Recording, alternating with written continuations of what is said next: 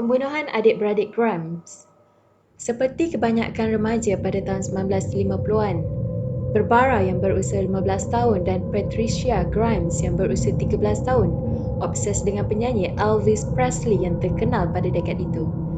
Pada 28 Disember 1956, mereka dilihat meninggalkan rumah mereka pada jam 7.30 malam dengan membawa wang kerana mereka mahu pergi ke Brighton Theatre untuk menonton filem Elvis Presley yang baru, Love Me Tender. Untuk kali ke-15, ibu mereka, Loretta Grimes, menjangkakan mereka adik-beradik itu akan pulang selepas menonton wayang dan gadis-gadis itu berjanji akan pulang pada tengah malam. Dorothy Warner, rakan Patricia, duduk di belakang gadis-gadis itu semasa menonton filem. Kemudian Dorothy pergi selepas filem. Ketika dia pergi, dia masih melihat Barbara dan Patricia bersemangat dan membeli popcorn di pawagam. Itu adalah kali terakhir adik-beradik Grimes dilihat masih hidup. Loretta yang juga ibu kepada Patricia dan Barbara mula risau selepas tengah malam berlalu dan anak-anak perempuannya masih belum pulang. Dua daripada adik-beradik Grimes yang lebih tua keluar untuk menunggu adik-adik perempuan mereka di perhentian bas. Walau bagaimanapun, beberapa bas berhenti, bayangan Barbara dan Patricia tidak kelihatan. Menjelang jam 2 pagi, Barbara dan Patricia masih hilang dan Loretta memanggil polis. Kehilangan Barbara dan Patricia mendorong penyiasatan terbesar di Chicago. Ratusan pegawai polis dan orang awam bekerjasama untuk mencari kanak-kanak perempuan di bandar tersebut. Malah daerah dan bandar berdekatan turut menawarkan bantuan. Ketika berita mengenai kehilangan adik-beradik itu, beberapa orang mengaku telah melihat mereka keluar dari Chicago dengan sebuah bas. Dan saksi lain mengaku telah melihat saudara perempuan itu mendengar rakaman Elvis Presley di sebuah department store. Salah seorang rakan sekelas Patricia mendakwa dia menerima 2 panggilan telefon sekitar tengah malam, sekitar 2 minggu setelah gadis-gadis itu hilang, dan suara itu terdengar seperti Patricia. Walau bagaimanapun, tidak ada bukti menjadi petunjuk boleh dipercayai. Akhirnya polis sampai pada kesimpulan bahawa saudara perempuan Grimes pasti telah merancang kehilangan mereka sendiri dengan melarikan diri pergi ke Nashville untuk bertemu dengan idol mereka Elvis.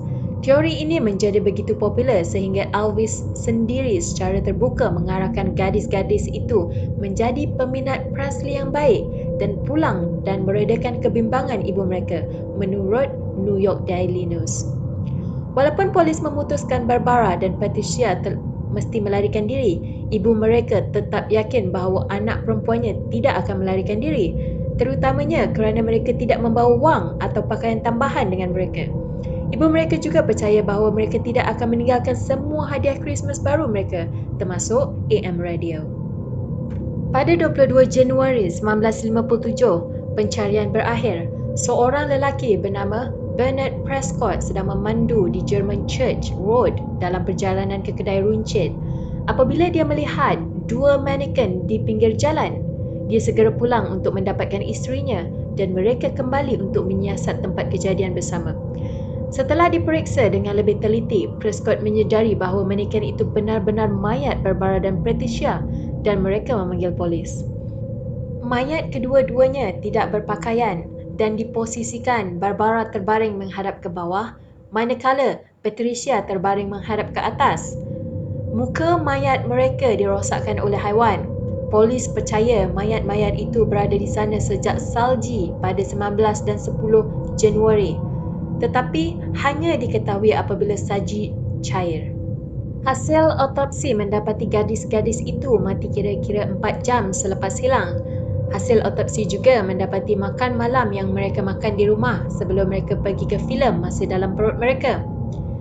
Otopsi juga menunjukkan bahawa gadis itu tidak mempunyai alkohol dalam sistem mereka sebelum mereka mati dan Barbara melakukan hubungan seks sebelum meninggal. Walaupun tidak dapat ditentukan apakah itu konsensual atau tidak. Menurut The Line Up, juri coroner mengatakan penyebab kematiannya secara rasmi adalah pembunuhan, tetapi satu-satunya penjelasan yang dapat mereka sampaikan adalah pendadahan Scrunder terhadap unsur-unsur.